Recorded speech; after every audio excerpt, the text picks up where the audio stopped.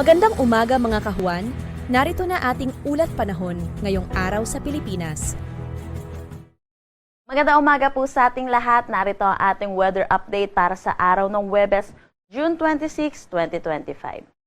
Yung binabantayan nating bagyo sa labas ng ating Philippine Area of Responsibility ay huling namataan sa layong 1,045 kilometers west ng extreme northern Luzon.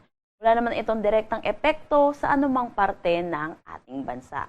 Pero sa ngayon, meron pa rin naman tayong southwest monsoon or hanging habagat na umiiral dito sa western section ng Central Luzon at Southern Luzon.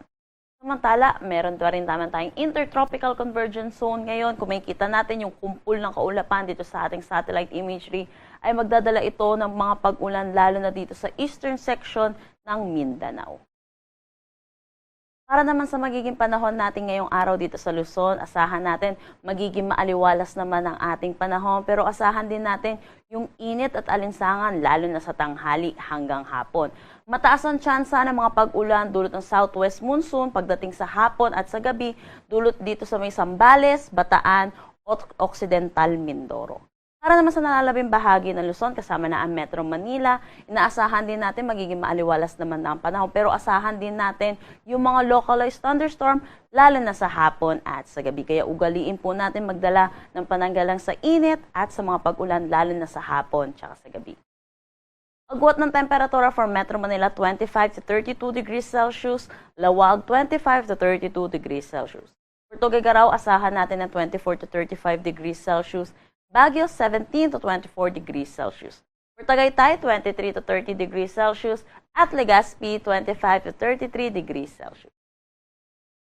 Dulot ng southwest monsoon, inaasahan natin makakaranas ng maulap na papawiri na may mga kalat-kalat na pag-ulan dito sa may Kalayaan Islands. Asahan din natin yung mga kalat-kalat na pag-ulan dulot naman ng intertropical convergence zone dito sa may Surigao del Sur, Surigao del Norte, Davao Occidental, Davao Oriental at Davao de Oro.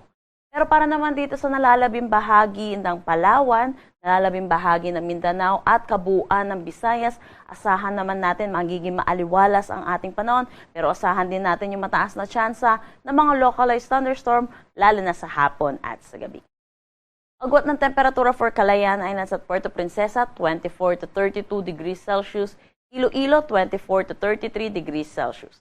Para dito sa Cebu at Tacloban, 25 to 32 degrees Celsius, Zamboanga, 24 to 33 degrees Celsius, Cagayan de Oro, 22 to 31 degrees Celsius, at Davao, 25 to 32 degrees Celsius. Wala naman tayong nakataas na anumang gale warning sa anumang seaboards ng ating bansa.